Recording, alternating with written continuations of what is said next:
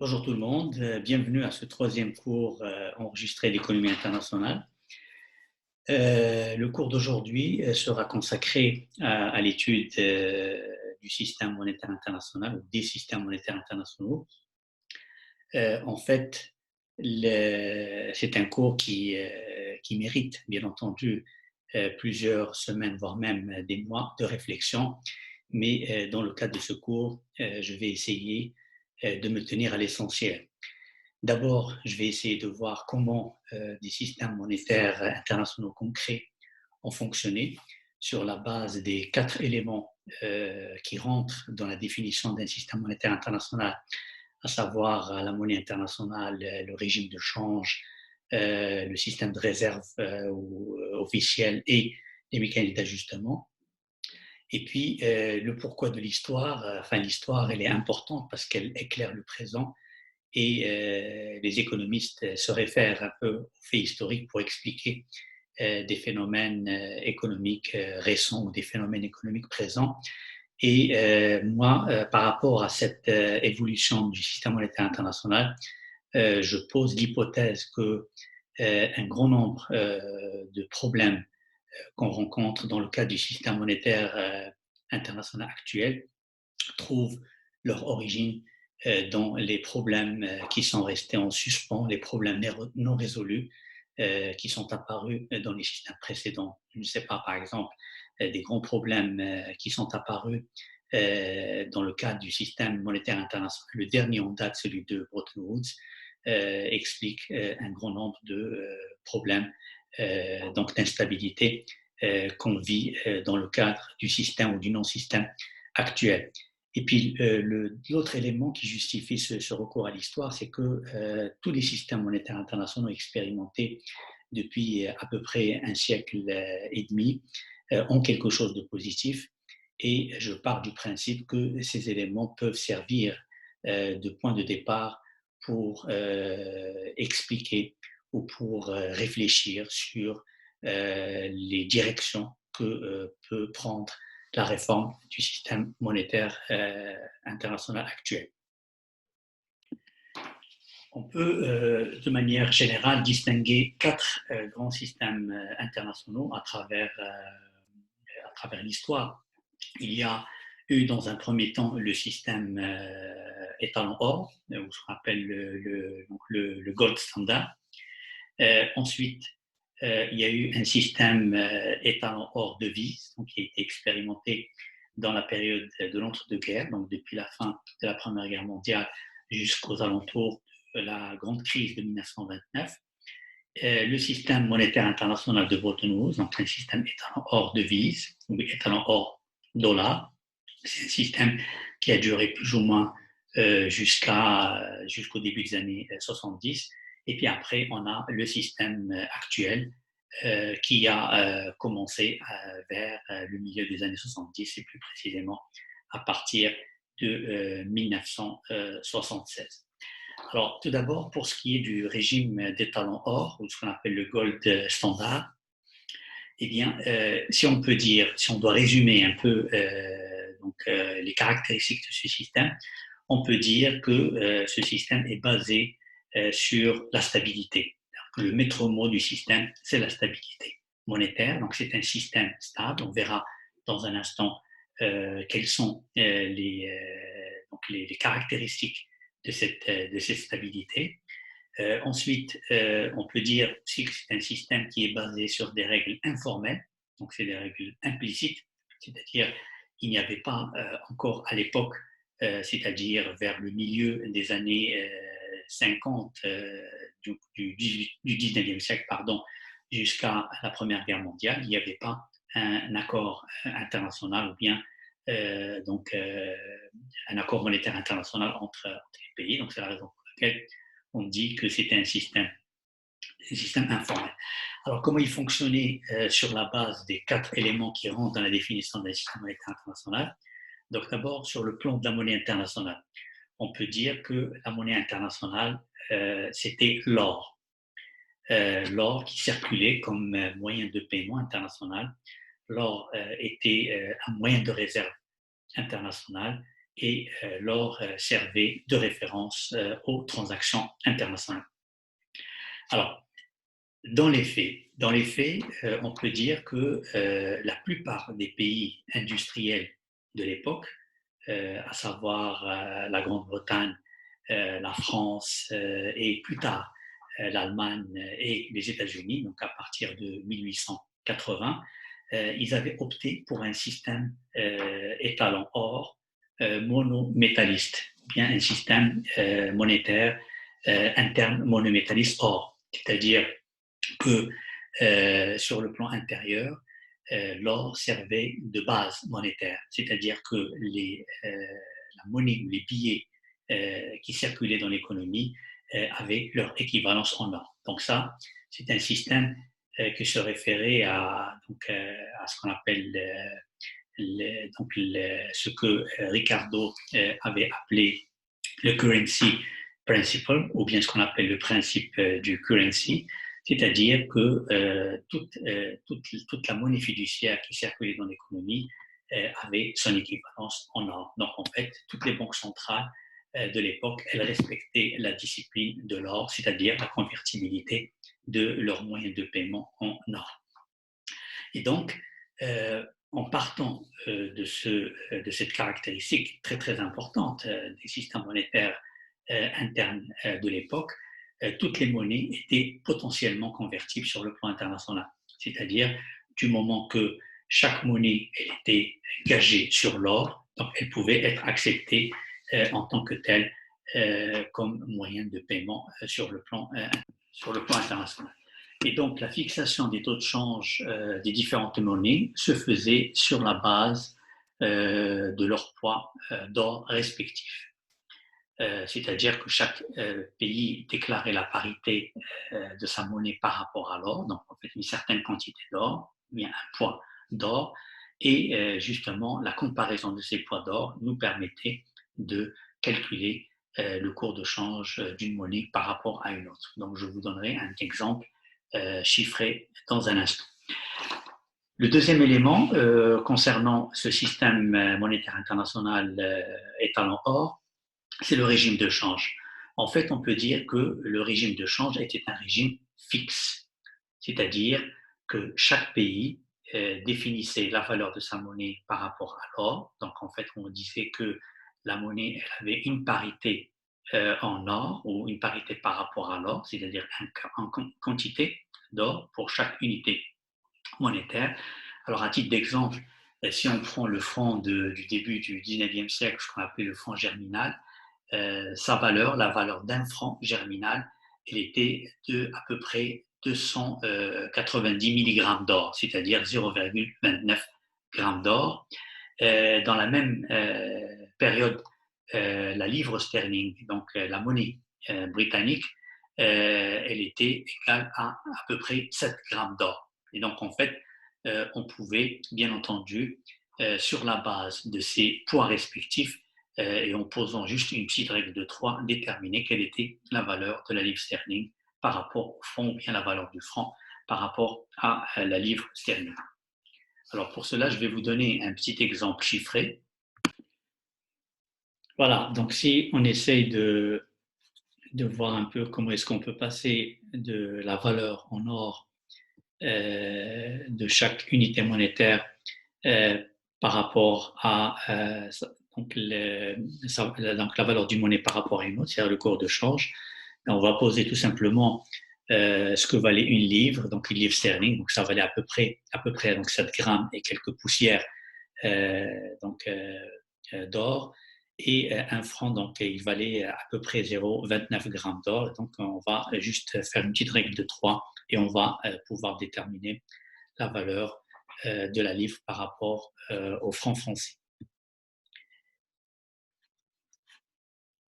Alors ça, c'est pour ce qui est donc du régime de change. Alors la question qui se pose est de savoir est-ce que les monnaies ou ces cours de change pouvaient varier dans le temps.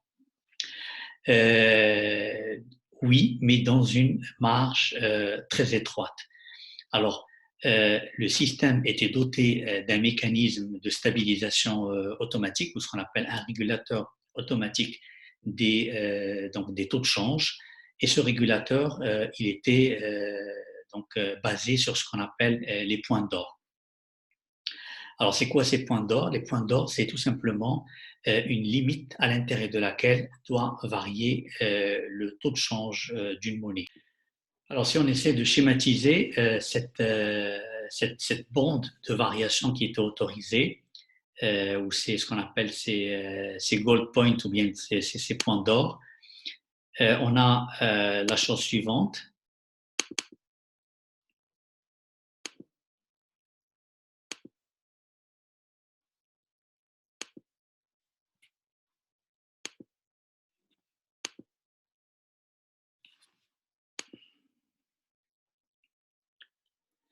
Alors voilà, donc là on a le fonctionnement de ce système donc de variation à l'intérieur d'une bande, délimitée par ce qu'on appelle le point de sortie de l'or et le point d'entrée de l'or. C'est-à-dire si on suppose qu'un pays il connaît un déficit de son solde extérieur, donc le pays A vis-à-vis du pays partenaire, donc un pays, un autre pays ou d'autres pays, eh bien, ce déficit commercial, il va se traduire par une dépréciation de la monnaie du pays A vis-à-vis de la monnaie du pays partenaire. Il y a une limite à ne pas dépasser, c'est-à-dire que tant que la dépréciation, elle reste à ce point de sortie de l'or, eh bien, la variation, elle est permise, c'est-à-dire que, donc on va supposer qu'on respecte le principe du régime fixe. Alors, à quoi correspond ce point de sortie de l'or? En fait, c'est tout simplement le coût de déplacement de l'or. Il ne faut pas oublier qu'on on était dans le cadre de système monométalliste or, c'est-à-dire que l'or il servait de base à la création monétaire. Et donc, si par exemple le risque encouru par un pays, c'est-à-dire la perte de change que peut connaître un pays dont la monnaie s'est dépréciée, euh, elle devient supérieure au coût de transport de l'or vers le pays partenaire. Le transport de l'or, il coûte de l'argent, c'est-à-dire en termes de transport justement et en termes d'assurance. Dans ce cas-là, donc, quand on atteint cette limite, il devient plus intéressant et moins coûteux de payer avec de l'or que de payer avec la monnaie du pays étranger. Alors, le problème, c'est que cette limite du point de sortie de l'or est joué le rôle d'un stabilisateur automatique, c'est-à-dire que le pays il doit faire très attention à ce que sa monnaie ne sort pas, ne se déprécie pas jusqu'à sortir de cette bande, donc notamment ce cours qu'on peut appeler le cours plancher, parce que dans le cas contraire, il sera obligé, bien entendu, de faire subir à son économie réelle, si vous voulez, un choc extérieur, en ce sens que le pays serait obligé d'adopter des mesures déflationnistes parce que le pays va perdre une partie de son stock d'or et cette perte, bien entendu, va se traduire par une hausse du taux d'intérêt parce que l'argent, c'est-à-dire les moyens de paiement deviendront plus chers. Donc la déflation qui va s'installer, la hausse des taux d'intérêt va réduire l'investissement, ce qui va réduire la production et qui va enclencher, si vous voulez, une morosité économique caractérisée par la hausse du chômage, etc., etc. Après, on a également un point d'entrée de l'or. Ça, c'est le cas des pays dont la monnaie s'apprécie. D'accord? L'appréciation acceptée est celle de 0,2%. 0,2%, donc comme je l'ai dit tout à l'heure, il correspond au coût de transport et le coût d'assurance de l'or. Donc, quand on doit le déplacer du point A au point B, il faut supporter ce coût. Et ce coût, il était évalué à 0,2 de la valeur de l'or transporté. Et donc, quand on atteint la limite supérieure, c'est l'inverse qui va se produire, c'est-à-dire que le pays, il va attirer plus d'or donc du pays partenaire, avec quelles conséquences? Un gonflement de la masse monétaire, donc inflation, ce qui va bien entendu jouer le rôle, encore une fois, de stabilisateur automatique, en ce sens que donc la balance, on verra ça dans un instant, la balance commerciale du pays, elle va voir son excédent se réduire à cause de l'appréciation, à cause de la hausse du niveau général des prix.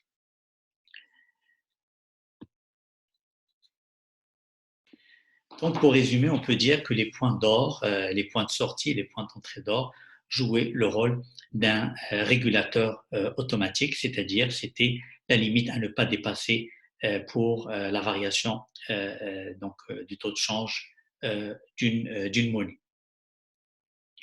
Le troisième élément qui rentre dans la définition d'un système monétaire international, on a dit que c'est un système de réserve. Donc là, peut-être il n'y a pas grand-chose à ajouter, puisque l'or, c'était la monnaie internationale, ou bien donc les monnaies qui étaient convertibles en or pouvaient servir de moyen de réserve avec un rôle en matière, donc qui joue bien entendu un rôle important en matière de stabilisation et en matière d'ajustement, donc des moyens pour effectuer des paiements à l'échelle internationale.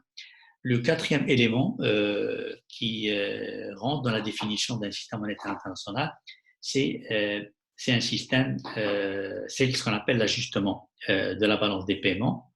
Donc là aussi, on peut dire que l'ajustement, il s'inspirait un petit peu des idées courantes à l'époque, qui étaient des idées libérales. Donc c'était des idées défendues par des économistes classiques pour lesquels le système des prix, à lui seul, sans intervention de l'État, il pouvait jouer le rôle d'un stabilisateur automatique. Alors en principe, l'ajustement, il s'inspire essentiellement de la théorie de Fisher, donc la théorie quantitative de la monnaie, qui, comme vous le savez très bien, donc elle fait le lien entre la masse monétaire, donc la quantité des moyens de paiement en circulation de l'économie et le niveau général des prix. D'accord. Alors, en partant de l'hypothèse justement qu'avec une vitesse de circulation de la monnaie qui est constante et avec une économie qui est proche du plein emploi, donc tout accroissement de la masse monétaire ou toute baisse de la masse monétaire va se traduire soit par de l'inflation, donc dans le cas où la masse monétaire s'accroît rapidement, qui ne peut pas être compensée par une augmentation de la production, eh bien, l'inflation, elle finira justement par résorber le déséquilibre qui apparaît au niveau de la balance commerciale. C'est-à-dire le cas d'un pays qui enregistre un excédent, eh bien, il va voir sa masse monétaire gonfler par le jeu de la création monétaire. Donc, toute entrée de métaux précieux de l'étranger va se traduire par une augmentation de la masse monétaire. Et cette hausse de la masse monétaire, elle est de nature inflationniste. L'inflation qui va dans le temps, elle va avoir une conséquence négative sur les exportations du pays parce qu'elle coûterait plus cher et elle rendrait moins cher les produits d'importation. Par contre, pour le pays qui connaît des difficultés au niveau de sa balance commerciale, c'est-à-dire un pays à déficit, eh bien c'est le contraire qui va se produire. Ce pays, bien sûr, il va voir sa monnaie se déprécier, donc il va aller au-delà du point de sortie de l'or, c'est-à-dire la variation, elle ne serait plus à l'intérieur de la marge de plus ou moins 2%. La conséquence serait une sortie de l'or. La sortie de l'or va réduire la quantité de moyens de paiement en circulation dans l'économie et la déflation qui s'installe, elle finira par rééquilibrer le solde commercial, c'est-à-dire que les importations coûteraient plus cher, donc à cause de la déflation. Donc la déflation, bien entendu, elle rendrait cher donc les produits d'importation, ou va tout simplement les réduire parce que l'activité économique, elle est de manière générale, elle est morose. Et donc l'autre élément, c'est que les exportations, ils vont réagir positivement à cette baisse du prix, et donc finalement le pays, il finira par réduire son déficit et aller vers une situation d'équilibre. Alors, comment on peut apprécier ce système du gold standard? On peut dire qu'il recelait à la fois des éléments positifs et des éléments négatifs. Donc, en fait, il y avait des avantages et des inconvénients. D'abord, par rapport aux éléments positifs, on peut dire que le système est un système stable, c'est-à-dire pas de perturbations majeures sur le plan monétaire. Et cette stabilité, en fait, elle était due à la stabilité des systèmes monétaires nationaux. Donc ça, c'est un élément fondamental, c'est-à-dire que la stabilité du système monétaire international, elle reposait sur la stabilité des systèmes monétaires nationaux qui, comme je l'ai dit tout à l'heure, étaient des systèmes monétaires monométallistes, or, c'est-à-dire des systèmes qui imposaient une certaine discipline, ce qu'on appelle la discipline de l'or aux banques centrales. Les banques centrales, elles ne pouvaient pas utiliser les moyens de paiement à leur guise, elles ne pouvaient pas utiliser les moyens de paiement pour répondre à des problèmes nationaux de chômage, par exemple, bien des problèmes de baisse de la production. Alors ça, c'est cette discipline, en fait, c'était une espèce de régulateur automatique qui s'imposait aux banques centrales et que les banques centrales, elles devaient absolument respecter. Le deuxième élément, c'est de ce système, le deuxième avantage de ce système, c'est que c'est un système neutre. La neutralité, en fait, elle s'explique par le fait que le système ne dépendait pas d'une monnaie nationale, c'est-à-dire une monnaie qui peut être utilisée à discrétion pour répondre aux intérêts nationaux. C'est-à-dire que la monnaie, du moment qu'elle devait respecter une certaine discipline, cette monnaie, bien entendu, ne pouvait pas être utilisée à la guise des banques centrales pour les manipuler afin d'atteindre des objectifs nationaux. Les éléments négatifs, c'est que dans la réalité, cette monnaie internationale n'était pas aussi neutre qu'on le pensait. En fait, la livre sterling, elle s'est imposée. Donc le système était un système étalon or. Mais la livre sterling, elle a petit à petit commencé à s'imposer comme une monnaie internationale incontestable pendant cette période-là. À cela, plusieurs explications. En fait, d'abord, il y a la stabilité du système monétaire britannique. Donc, c'est un système, comme on l'a dit tout à l'heure, qui était basé sur la discipline de l'or, la convertibilité des moyens de paiement en or sur la base d'une parité fixée sur le plan intérieur était un gage de stabilité.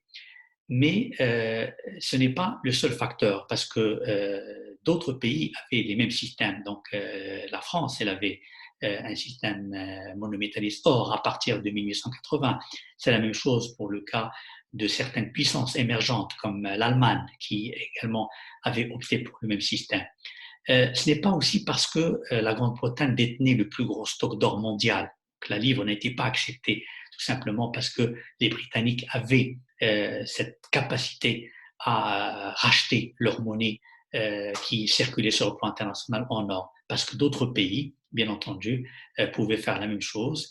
Et le cas de la Grande-Bretagne, plus précisément, la Grande-Bretagne n'avait pas plus que 3% du stock d'or mondial à la veille de 1914, donc à la veille de la Première Guerre mondiale. Mais en fait, l'acceptation de la livre sterling, comme je le disais lors de la séance précédente, il s'explique par le fait que la Grande-Bretagne était la puissance économique et financière incontestée depuis pratiquement le milieu du 19e siècle jusqu'à la Première Guerre. D'abord, puissance économique parce que la Grande-Bretagne était le berceau de la révolution, de la première révolution industrielle, donc ses produits étaient exportés un peu partout par le monde, donc ces machines à vapeur étaient exportées un peu partout dans le monde. La puissance financière du pays n'était pas discutable, dans le sens où la City, c'est-à-dire Londres, elle était le lieu où s'effectuaient les compensations des créances et des dettes, qui naissent suite aux opérations commerciales internationales ou bien aux opérations financières. L'essentiel de l'or, en fait, le principal marché de l'or se trouvait également en Angleterre. Et à cela, il ne faut pas oublier le fait que la Grande-Bretagne était une puissance coloniale, donc en fait, elle disposait de marchés captifs, c'est-à-dire des marchés qui étaient en fait des marchés entre la Grande-Bretagne, qui était la métropole, la puissance colonisatrice, avec ses colonies. Et ces colonies, elles étaient éparpillées sur les cinq continents.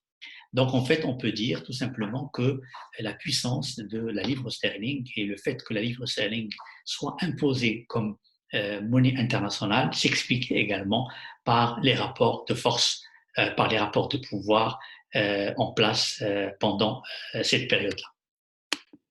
Pour montrer encore donc la faiblesse de cette thèse de la neutralité de la monnaie internationale, donc, en l'occurrence la livre sterling, il ne faut pas oublier que les paiements internationaux à l'époque se faisaient par des lettres de change qui étaient libellées en livres sterling. Et le taux d'escompte de ces lettres de change, donc pour, je ne sais pas, pour un créancier qui cherche des moyens de financement, donc des liquidités pour financer une opération internationale, il se faisait sur la base du taux de réescompte de la Banque d'Angleterre. Et ce taux, bien entendu, il était fixé, encore une fois, en fonction des intérêts du pays, et notamment les intérêts du moment, ce qui ne manquait pas d'avoir des conséquences sur les autres pays. Et le dernier facteur, c'est que cette stabilité qui était un peu le maître mot du système monétaire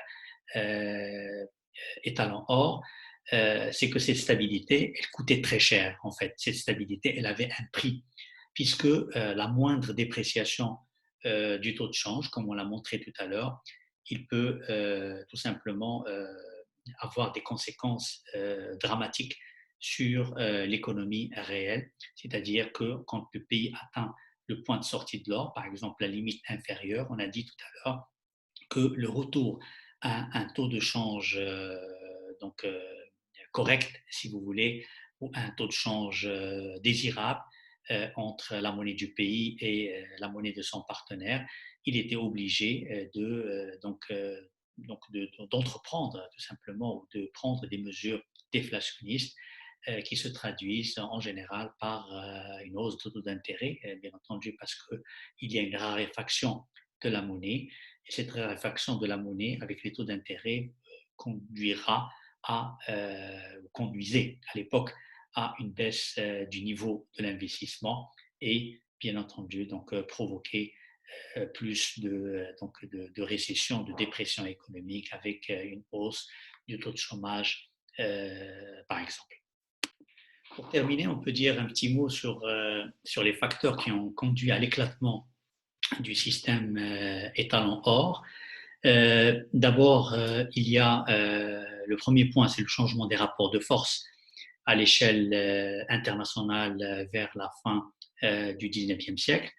La Grande-Bretagne, elle a perdu bien sûr son leadership par rapport à d'autres puissances montantes, notamment l'Allemagne et les États-Unis. Donc la Grande-Bretagne était le berceau de la première révolution industrielle, donc une révolution basée sur le textile, sur la machine à vapeur.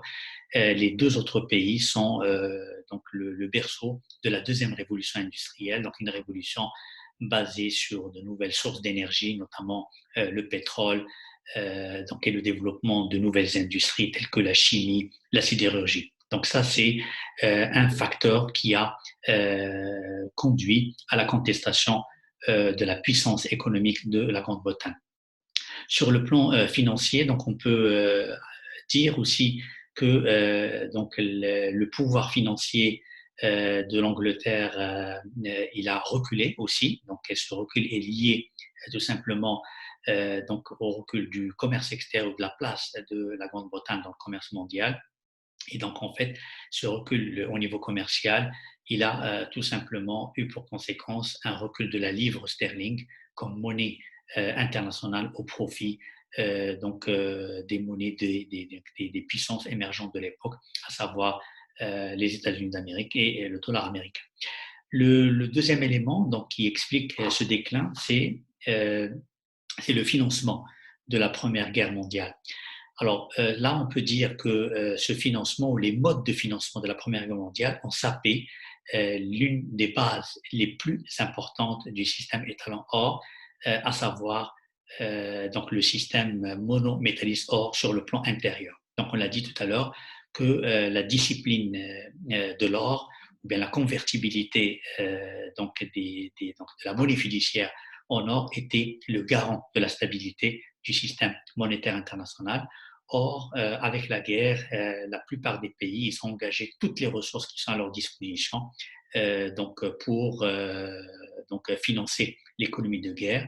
Et donc, finalement, on a assisté dans beaucoup de pays à un financement monétaire des efforts de guerre. Le financement monétaire, c'est un financement inflationniste.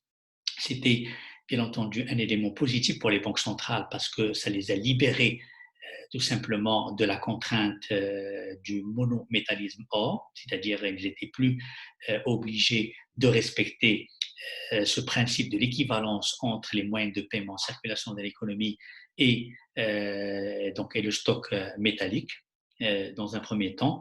Et donc, finalement, la plupart des pays sont rentrés dans une phase d'instabilité, donc instabilité monétaire, notamment une inflation de plus en plus importante et bien entendu une instabilité des taux de change.